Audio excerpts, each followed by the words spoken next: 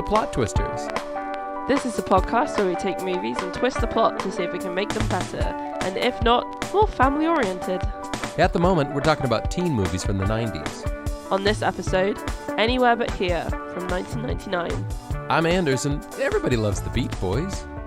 I'm Emma, and I hate the Beach Boys. They're too happy and sunny. You know me, I'm a miserable person all the time.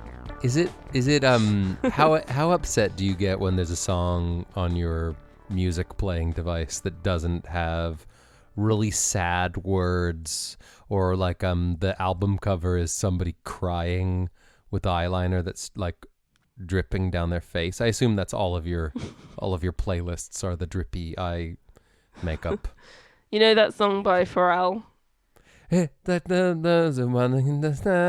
so happy. Hey, hey, hey, hey, happy. That one? No? Is this a song Happy? Yeah. Whenever I hear that, it makes me vomit. You should see a doctor, because that is a visceral reaction to a song that should fill you with joy. Pharrell, if you're listening, and I assume you are, me and Emma, can we talk sometime about do you provide therapy sessions? He's a doctor. Did you not know that? Dr. Pharrell? Is he? Wow. Yeah, that's where that's where the PH in his name comes from. It's a PH. His name is Dr. Errol. Dr. Errol. Yeah. He went to Harvard. Jeez. And Yale. So give him a little bit of respect. Okay. Sorry, Mr. Pharrell. Sorry, Mr. Williams. I apologize. Your song is very good, and I'm sure you've made lots of money from it. So this movie today that we're talking about is called Anywhere But Here, starring Natalie Portman and Susan Sarandon. It's basically about a mother and a daughter. They moved to Beverly Hills from Wisconsin? What's it called? Wisconsin? They call it Wisconsin, yep. Wisconsin, yeah. Because the mum has a weird relationship with her daughter's stepfather, and also she's just a very flighty character who sort of operates on whims all the time. Yes. Her daughter is very grumpy. And her mother's trying to make her become an actress, which is part of the reason, well, it's the excuse why they're moving to Los Angeles. But the daughter doesn't really want to do that. And it's the story of their relationship, which is very complicated and very dynamic and very changing. They go through different things together. We see things like the mum going on dates, the daughter having interaction with boys and friends. And at the end, they kind of sort of resolve it, which is that the mum supports the daughter in pursuing her dream of going to, which university was it this time? One of the fancy ones. It was like Brown. Yeah, one of them. Stanford. Princeton? Yeah. Maybe. I can't remember. It was one of the Big Ten. Rhode Island. Which is the one on Rhode Island? That one. Anyways, she finally supports her daughter to go to the university of her choice, and there's a very kind of emotional moment at the end where she sees her off at the airport. And it's very intense. It's a very intense insular relationship between these two characters, performed by Susan Sarandon and Natalie Portman. What did you think of it? I mean, was this one of the classic saw it in the past ones, or was this new to you? No, I've seen this movie. I saw it in I probably saw it when it Jesus, came man. out. You've seen every flipping movie. Just from the 90s, and yes. I think I watched this one around the time that I worked at the video store, so maybe it was after 99. But I think I've watched it at home at least once.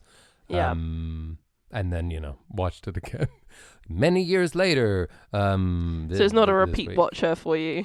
It's a tour. This is a tour. Once in the 90s, once in the now times. Yeah. Kind of a watch, right? I don't know. I kind of liked it. I think I watched it back then, but didn't really pay much attention to it. Right. Other than it was like I might have been doing one of those like Natalie Portman marathon things that everybody was doing back then. I think I watched this movie and Garden State in the same sitting. Right. And I was probably feeling pretty moody at the time, You're a fan of Miss Portman then? I at the time I was. I think less. I haven't kept up with her. We're not in touch anymore. She's not. She's not a Parker Posey or a Drew Barrymore. No, she's not. No, or a Meg Ryan or whatever. Right? Okay. Not to. Let's not do that thing where we're like, ooh, who are your weird movie crushes in the '90s? Yes, I liked Natalie Portman. Do it. It's funny. It's really funny. It is. But I had good taste. Still have good taste in lots of things. Who doesn't like Meg Ryan? Who doesn't like a Parker Posey? Who doesn't like a Natalie Portman? Yeah, Natalie Portman's okay. I don't know. I find her a bit she's quite an intense actor, and she's sometimes playing roles that aren't very intense. Like, have you seen her in Thor? She's kind of like she's okay, but she's a very serious looking person. Yeah. And often seems to end up playing roles that I don't know. I think she's okay. No. Yeah, you're right. She was good in Garden State when, she mostly just sort of like was sort of weird, like weird girl in JD's hometown or whatever his name was, right? And she was in the Star Wars. Yeah, it's another one, and I don't know. Maybe I'm just traumatized from the third Star Wars one where it's all very intense and Palpatine is trying to murder Padme Amidala, so he gets someone else to tell someone else to tell someone else to tell someone else to tell someone else to kill her. I don't remember that part. I was really confused by that movie. Palpatine tells I think Count Dooku to kill her, so Count Dooku tells someone else to kill her, and then he tells Boba Fett, who tells an assassin, who tells it's a whole thing. Anyway, is that before or after she realizes that her husband's actually the bad guy who just got his arms and legs cut off and he's in that volcano? Does she ever really realize? Right up until the end, she's like, we're together. We're together. It's fine. It's totally fine. We might be having twins. I think it's gonna be such a good dad. Tell me more about your boss. Oh, you're the bad one. Wait a minute. Wait a ding dong minute. What did you think of Anywhere But Here? I didn't like it. Yes. I'm reaching a point, right, within my existence within this podcast world that we've created, right, in the story world of this podcast. I've reached a point where I'm kind of starting to reflect on, how I'm coming across. What do you mean? And I'm worried that I'm coming across as a bit of like a not very fun person who doesn't like a lot of things, which doesn't align with my, when you have like an opinion of yourself and then sometimes you realize that other people have a different opinion that doesn't align with yours, and it's very jarring and uncomfortable. It's kind of like, am I not fun? It's like that thing when people go, what do you mean I can't sing? I love karaoke. And then someone's like, finally, someone's telling, Charisse that maybe she shouldn't be hitting those high notes, right? At the end of Loving You. You're fun, Emma, you're fun. People like you. You bring a certain energy to a conversation, to the room. An energy. Yeah. And you're not specifying positive or negative. Does energy have to have a so-called label? Can't it just be a force? At least I'm not boring. Right? At least I'm not boring. At least you're not boring. Hey, maybe I've just brought you a consistent list of disappointing movies from a certain era. Right? Yeah, maybe it's your fault. Right? Maybe you're the problem. If we were watching High School Musical, you'd be jumping up and down and talking about how great it is. Well, that's a bad example. Because I know it's bad, but I like it anyway. This movie should have been right up your street. It's drama, okay? Let me tell you some reasons why I thought you might like this movie, and I'm serious, okay? Also, you're fun. Come on, don't be so, in this day and age, today of all days, right? In this life, everyone should be positive and not self-deprecating, even jerk faces, losers, and scumbags. You're none of those things, but all those people should feel positive as well. Let me tell you, you're welcome. Let me tell you a couple things I thought you would like about this movie. Number one, Susan Sarandon. Huh? She was very good. Yeah, Right? she was very good. Just very good. Flighty, perfect description. Very good. Number 2. This movie was set over 4 years. And I know you don't like movies that are a short time, right? Continuous, yeah. Fine. You love a Okay. long Alright. develop. An epic. You know why? You love it when people grow, which I'm just realizing I don't think the people in this movie really grew that much. So I'm going to take that back. You like it when time passes, right? I do enjoy the slow passage of time. Yes. And here's the third thing. Here, don't we all? The final thing I thought you might like about this movie was set in California. True. Yeah, I do love California and things that are set in it. Then Why? that's all I got. So you're saying you did enjoy it, I thought it was. or did you think it was good? I kind of enjoyed it, and I thought it was probably good. Okay, because I felt emotional the whole time, albeit the emotion was sad and uncomfortable. But I did feel those feelings, and I remember thinking, "This movie makes me feel sad. That's something." Sorry, Right? I don't know. That is a valid opinion. It's just funny. Well, I am sad, so Not everything. Things that are designed to make me sad don't often make me sad. This movie made me sad because I wanted Natalie Portman to get along with her mom, but I was also worried because her mom was nuts. yeah. And I felt bad for Natalie Portman. I felt bad for Anne throughout it because all she wanted to do was go back to, the Midwest and hang out with her cousin. And then he died, which felt unnecessary to me, to be honest with you. Yeah. So I don't know. I enjoyed it. I enjoyed it okay. I it's a twofer. I watched it in the 90s. I watched it this week, and I'm not going to watch it again. All right. So, I'm not going to, you will not see me out in the street shouting loudly with a cardboard sign crudely written, "Hey, everybody, watch this movie." Not going to do it. Yeah. Not going to do it. I'm staying indoors. But you didn't like it. Why didn't you like it?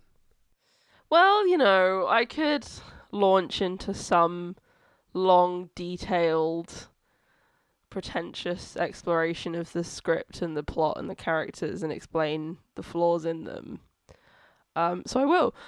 It's I don't know, it's difficult because again, it's one of those ones that it's, and I feel like I say this every time, but like, just because I didn't like it doesn't mean it's not good. However, I think there were some things that I found a bit frustrating about this. Right. One of the things is I do think that the main characters were a bit miscast. I think that Susan Sarandon brought a huge amount of energy and life and vibrancy to a character that we are potentially not supposed to like at points. And she was extremely likable. Whereas I think Natalie Portman came across as really unlikable. And maybe she wasn't miscast. Maybe it was, just a choice that I don't agree with.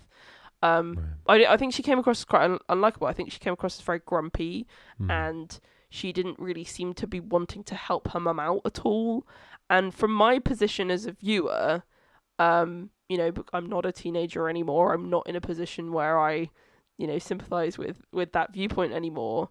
She just came across as really ungrateful, and I know that she had struggles, and I can reasonably think that, but I just find her really really unlikable and really ungrateful and annoying. I have a list of films that I think do this story a bit better. Ooh. So one of them is Lady Bird, which is I've heard of that. I haven't seen it. Saoirse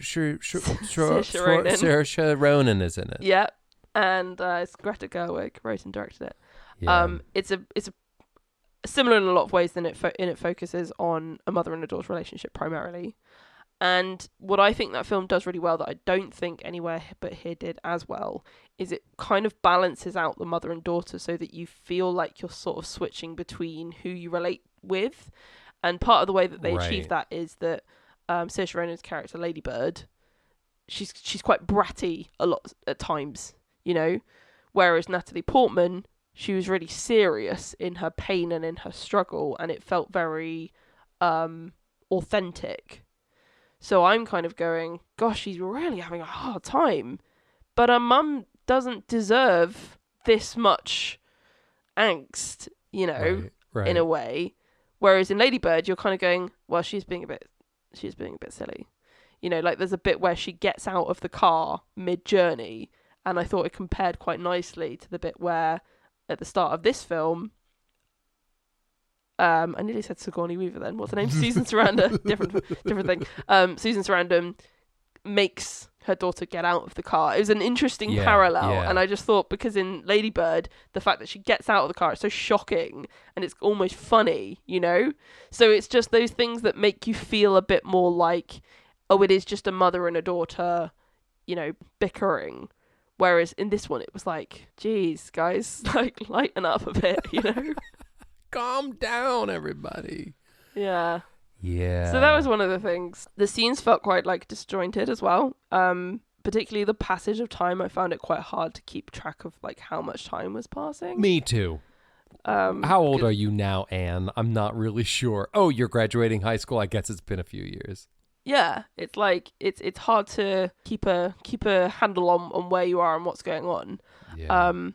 So another film that I thought of, interestingly, also starring Natalie Portman. Have you seen Black Swan? No, I was going to, but I think Might be too scary for you. I think I was busy or something. I remember thinking I should probably watch it. I guess they're gonna win a bunch of Oscars. It's got a mother-daughter relationship in that as well, where you've got Natalie Portman playing a ballet dancer and her mother's pressuring her a lot. And the pressure is very extreme, which makes you not like the mother, right? And also the way that time passes is it's less important to the story because the pressure intensifies instead. So it doesn't matter so much that you don't know what time it is because you know where you are in the journey of the characters. Whereas in this film, it was more like Adele, the mother, was just saying, hey, you should be an actor. And then you're like, yeah, that's a kind of a reasonable thing to say. She's not really pressuring her. So, yeah, didn't like that.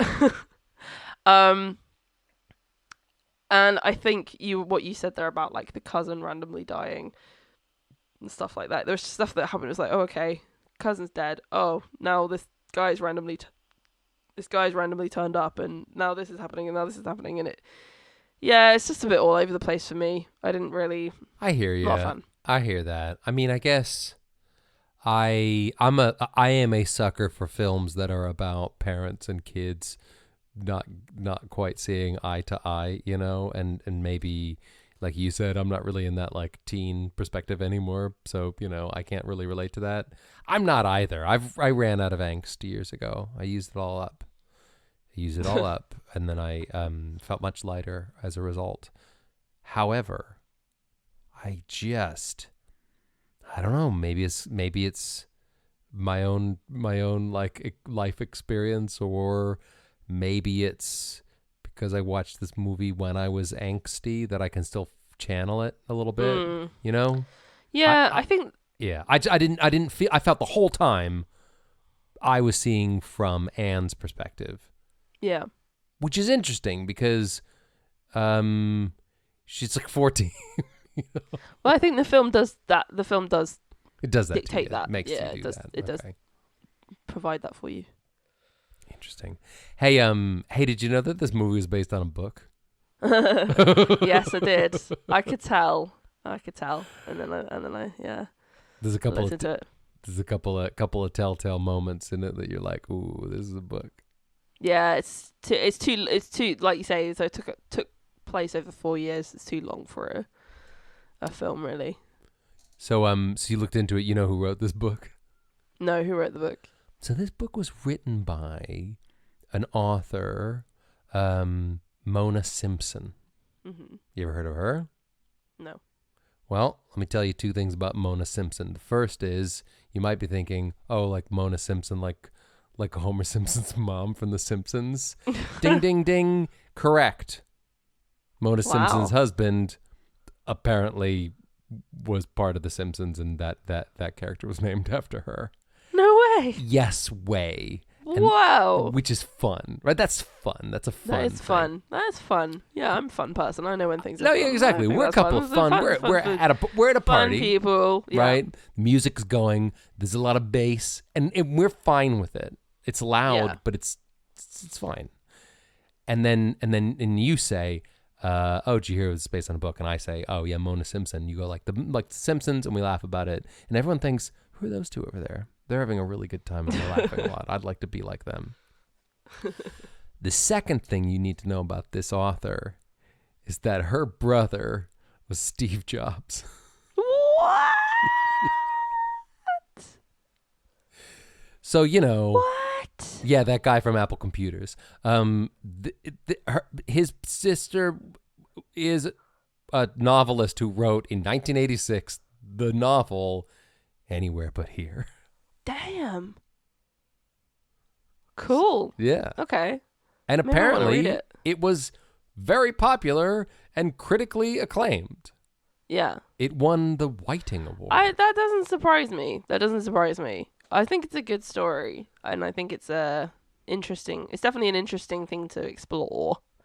And also there's a lot of narration in it. You know, there's a lot of moments like there was a literal bit where Natalie Portman is on screen and she's crying, and then the narration goes, "I was so sad," and I was like, "Okay, didn't need that. I can see from your tears and your expression." You know, it's just like that's a telltale moment of like this was based on a book, is person narrating presumably passages from the book over the acting that they're doing. Right.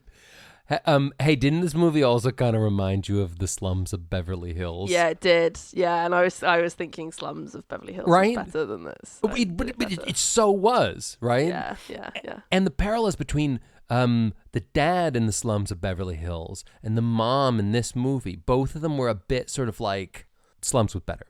But the whole like, there's this thing where it's like, you know, the parent is kind of riffing it and trying to make things happen, but is really struggling. And the kids are sort of into it, but also questioning every second of it. Yeah. But you know, that thing where it's like in Slums, whenever something gets really tough or tense, or they talk about money, the dad's like, "Let's go to Sizzle, let's go have a steak." And in this movie, Adele, whenever it got tense, would be like, "Let's go get ice cream." And I sort of love that sort of, you know, neither of them are great parents, I don't think. And Adele definitely had some like moments when you're like, you shouldn't be in charge of children, I don't think. But I love the little thing of it gets really tense, everybody's fighting, and then the parent goes, "Pivot, let's all go and have a sweet, a sweet snack, or let's go for a walk, or let's go have some ice cream or whatever." And I think there are moments in life where I think, looking back, I wish that I myself would have the wherewithal to pause everybody and say, "Let's go get ice cream, y'all. Let's stop fighting and go get some chocolate, soft serve." Yeah, but it's interesting though, isn't it? Because she later on uses it as a manipulation technique. It's when her daughter is upset about her opening her mail. She says, "Let's go get ice cream," and the daughter's like, "No." I think there was some very authentic moments of manipulative parenting, certainly later on. I did think they came out of the blue. I thought that she switched quite quickly from like flighty fun person into like nutcase. But the whole thing about, she wouldn't, they both get invited to a Christmas party at a very fancy house.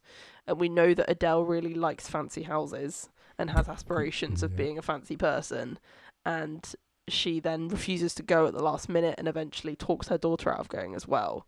And it's just like, that's just a really terrible thing to do as a parent, because you're essentially limiting your child's options because you're letting your own insecurities get in the way, And I think that relationship is one that is very interesting to see in a film, and it's one that I think there are a few versions of it. Another one that I was thinking of is a film called A Simple Favor, which has Blake Lively in it, and she plays a woman who is incredibly glamorous and very, together in her job, and also doesn't seem to be that interested in her kids.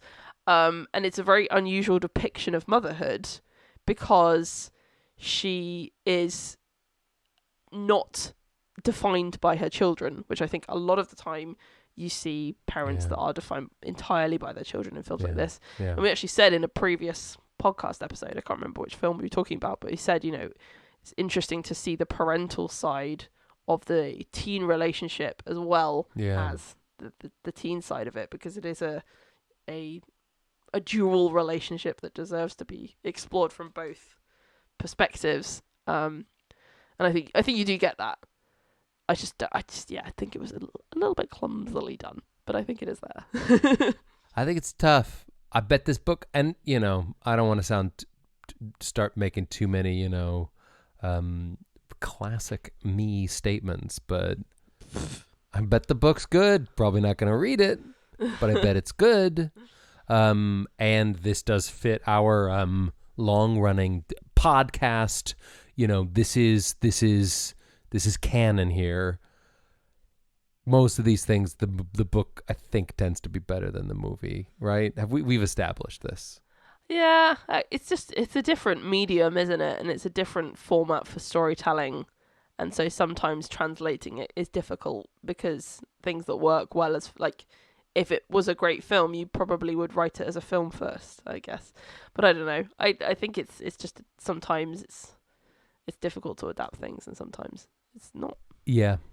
But I think that this whole thing of what a loving and complicated story of a mom and her daughter trying to figure each other out and getting on together in California. We know enough about 1999 to know that there was a lot going on, right? Busy time, full calendar.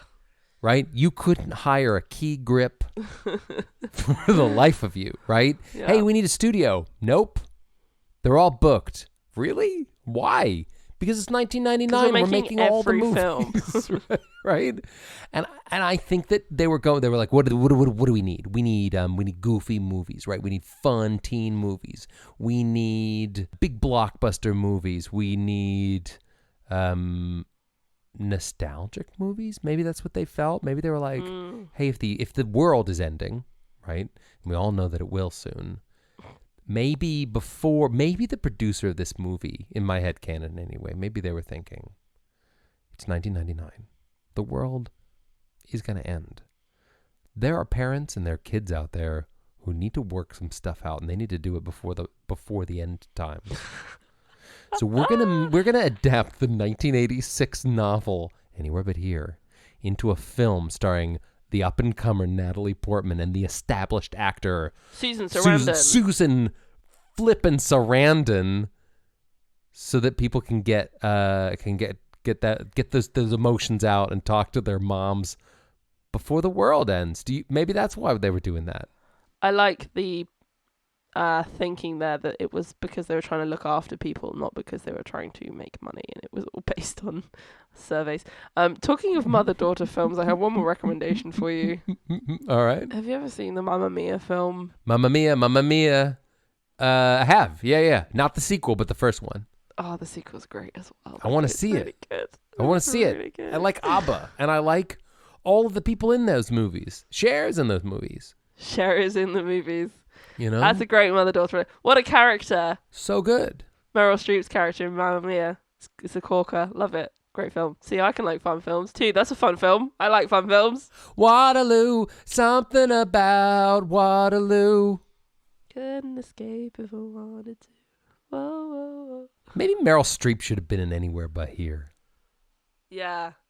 Meryl Streep should be in every movie. All right, Meryl Streep in this movie, and who do we swap out for Natalie? But we'll twist it in a second. Who's Natalie Portman? She was too serious, right? We need more of a stinker. How about Amanda Seyfried? That's an option. How could I ever refuse? So what you're saying is... Feel like I win when I lose. I shouldn't be singing with a cold. Nah, it's good. It's better, actually. You got that timbre, you know? You got that... Waterloo. Right. I was defeated, you won the war. Dancing Queen. Only 17. That was more sea shanty than sick singing. But I'm still into it, and I'm still gonna buy that record. It was a gold record after all. I scream, you scream, we all scream for more Plot Twisters content. Find out more at Plot Twisters Pod on social media.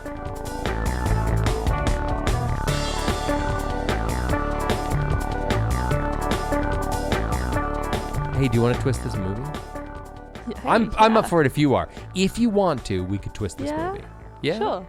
Okay. Let's do it, but let's do it in a really like casual way. You know that thing where thing where it's like you don't plan to have a party, but you just kind of go, yeah, I guess if people want to come around, that would be fine.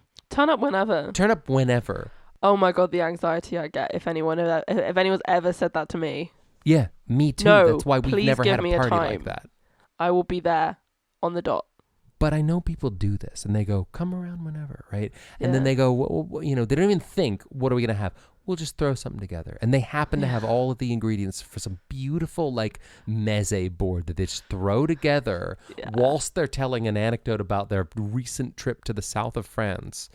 And then it was supposed to be raining, but it's actually really nice out, you know? Yeah. So let's eat in the garden. And I go, this is lovely. You're never coming to my house because I can't provide the same level of experience for you. I'm sorry. No, I'll be stressing out all day. That's what bars are for. That's exactly. So what? So I'm saying cash. Thoughts? Let's do it casually. Cash. Any thoughts? Real cash. Cash. Well, my instinct with this one was totally casually. What if it was the opposite? What Natalie Portman's playing the mother and Susan Sarandon's playing the daughter. Interesting. I think there could be some logistical challenges. No. That's what we're gonna do in this movie. What's that thing they've been doing lately with actors, and it's creepy, and they'll use footage from when they're younger to make them look younger. Oh yeah, like do you know what I mean? Fakes, yeah. Not the weird stuff that happens on the internet in the dark corners of Google searches.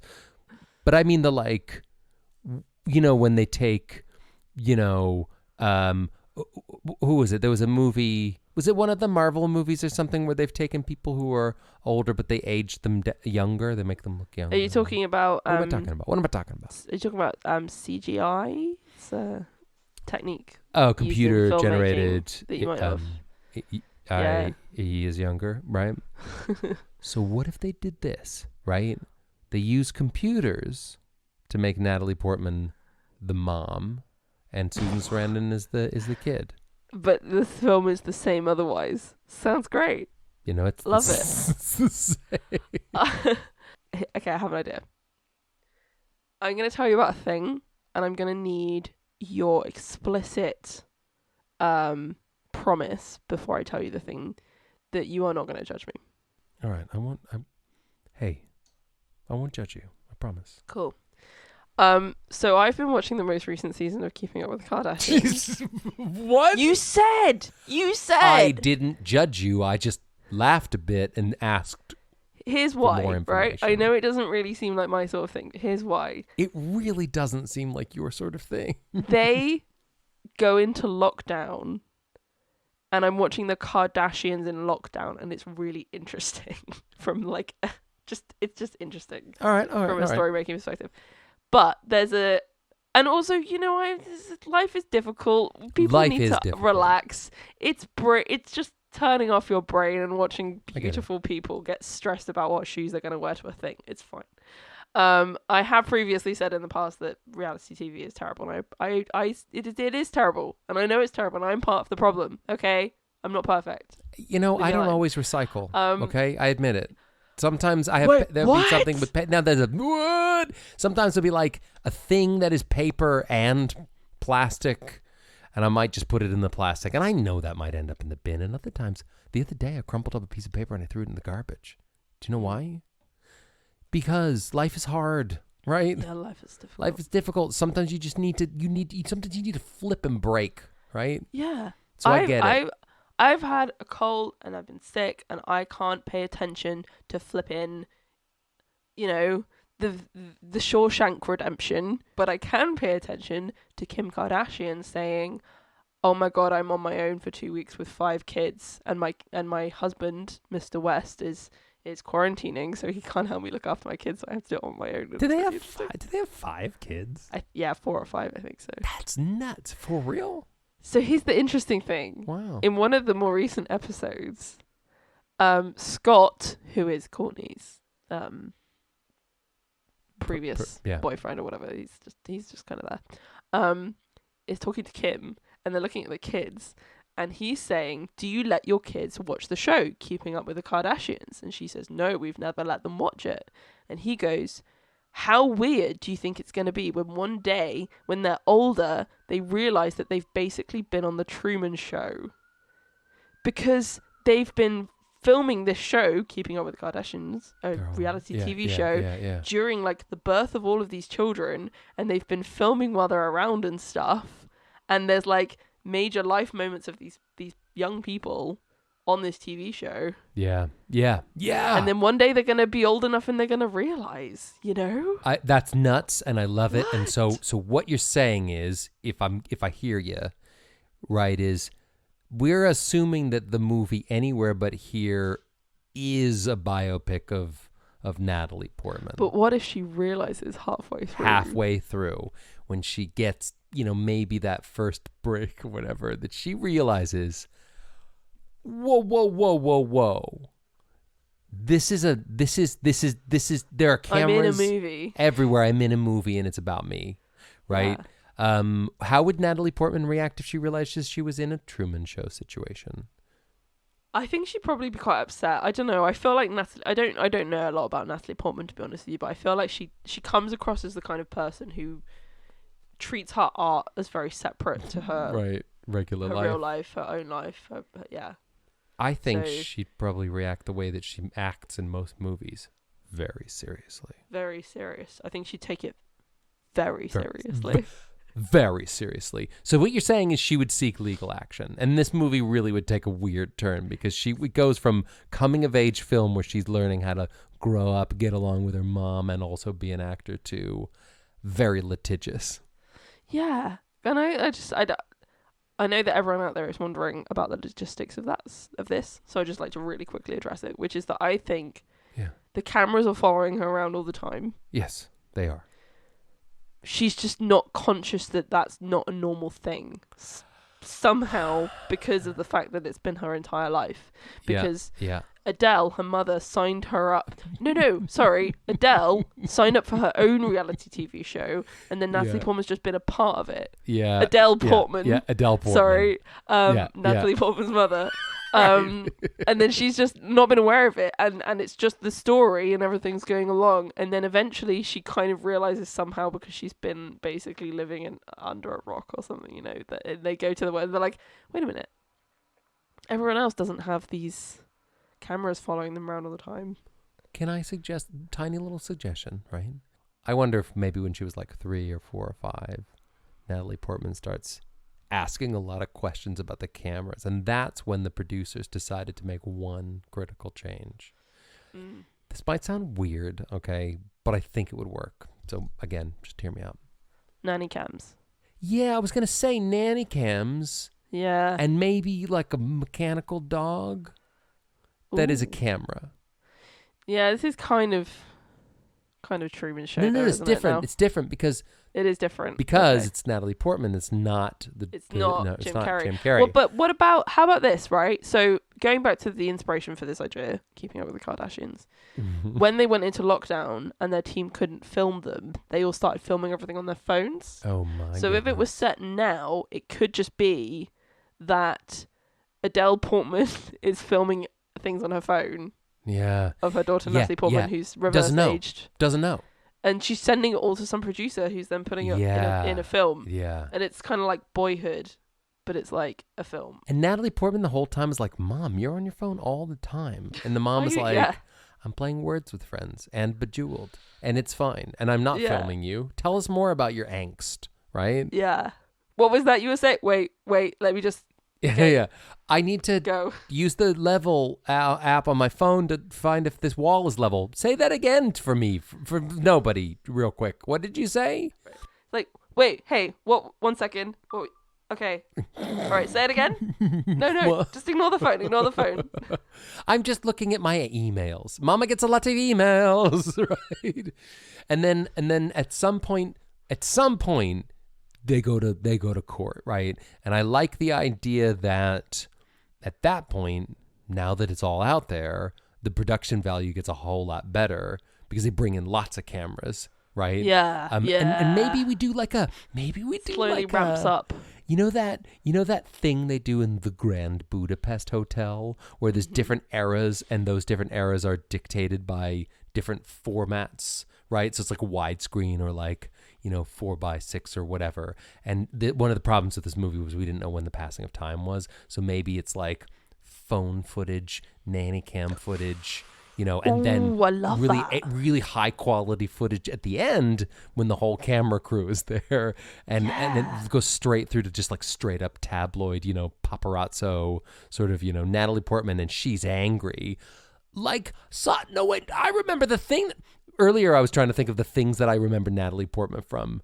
The thing I remember her from is this: that there's an SNL skit, The Lonely Island. They made a thing with her. Natalie's rap. Natalie,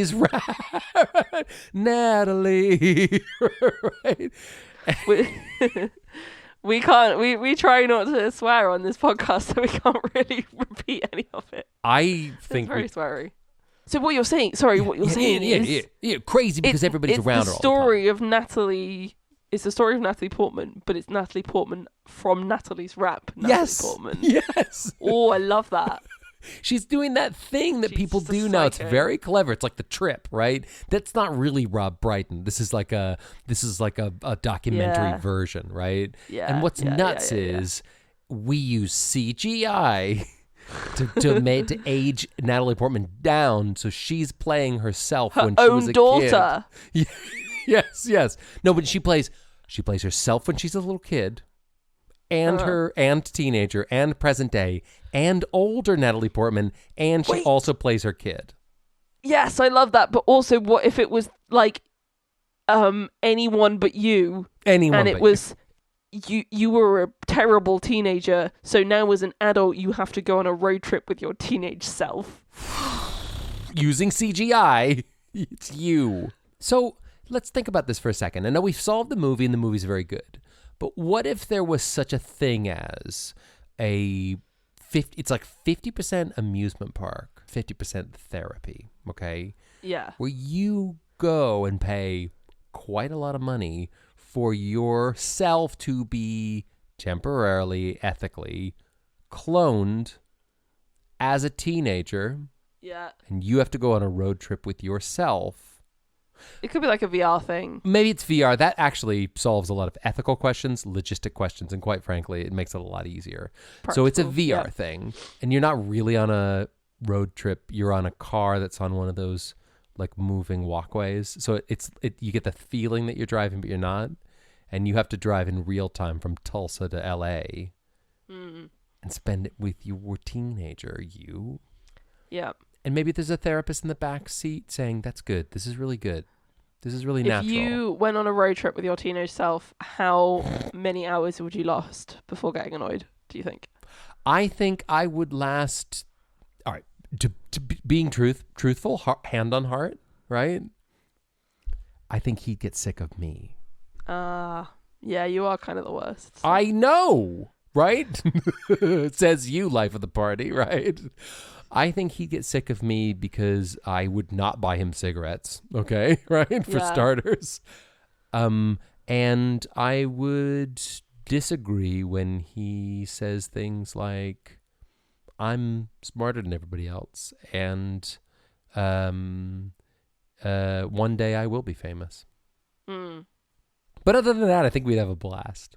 What about you? Would you how long would you last with teenage Emma? Full like, playing the recorder, making your puppets, really loving that EDM, and you're pissed on cider. That's the you. I don't know how accurate that portrayal is. It's pretty good, right? Spot on. Hey. I'm gonna be uncharacteristically optimistic and positive here. You'd make it the whole way to California. I think my younger self would be pretty psyched to meet older me. Yeah. I think she'd be pretty cool with who I am now. Would you do that thing that they say? I love that. Was that too real? But we need a little bit of real. Remember, it's the time for being phony has passed. Okay. It's the real times now. It's real time. Yeah. Would you tell your younger you things like invest in the internet or like, that kind of stuff? Because you know what I'd tell me. And again, I know this is CGI, so it's pointless, but I'd still regret it if I didn't say to my computer me, yo, Bitcoin, for real, right? I know what you're thinking. Really? Yes, really. Go buy some. What would you tell you? Go to therapy now. Don't wait. Just do it now. No time like the present. Yeah, we all need to be more in touch with our emotions. And that, my friends, is a sentiment that we are going to hopefully send out into the world, much like The Secret. But instead of live, laugh, love, people will go, I need to cry more and talk about my feelings. Yeah. And I need to be okay with me. Because you know what? You got nobody else. Yeah. So... This is your Truman Show. Yeah, you are the main character of your own film. That's the lesson from today. Yeah. The end. Emma, I would like to know on a scale of 1 to 5, distractionary cones of ice cream, how many ice creams would you give the 1999 classic Anywhere But Here? I will give this film 2 ice creams. Nice. It was okay, and there was some good bits, but I didn't enjoy. I double screened kind of an hour and a half in, so that's a 2 ice cream movie for me. Nice. I'll give it a 3. 3 cones. I don't know if I even really liked it, but again, this movie made me sad. Mm. And at this point, I'll take that. If a movie can make me feel a thing that I wasn't expecting, you've got my attention, right? So I give it 3 cones, but it's just vanilla, so it's not even really that good. Vanilla's fine. What are you talking about? I mean, if it's done well, if it's good vanilla, it's good vanilla. But I'm talking like the generic. Like a grocery store brand of vanilla. This is no Haagen-Dazs vanilla. Did you know that Haagen-Dazs was a made up name? What? Yeah, people were like, terrible. Well, it's not Mrs. Hagen and Mr. Das. No, that's my dad's name. Call me Frank. Das. Haagen-Dazs, it was like a made up. They wanted to make it sound old and German or something, but it was actually young and from America. Isn't that fun? Yeah, it's just like Ben and Jerry. It's just complete fiction. That's not fiction. Ben and Jerry were real guys. What? They're 2 dudes from Vermont. Ben and Jerry had lived in Vermont. I know a lot. Did you know I know a lot about it was a joke. It was a joke. It was a joke. I don't want to know. This is for real. Let me tell you more things about Ben and Jerry. It all started with a beautiful dream in Vermont. No. Stop. I'll tell you next time because we have run out of time. So, thank you for listening to this episode of Plot Twisters. Leave us a review on Apple Podcasts if you have the time. We'll see you next time. Bye. Bye. All right, say it again. No, just ignore the phone.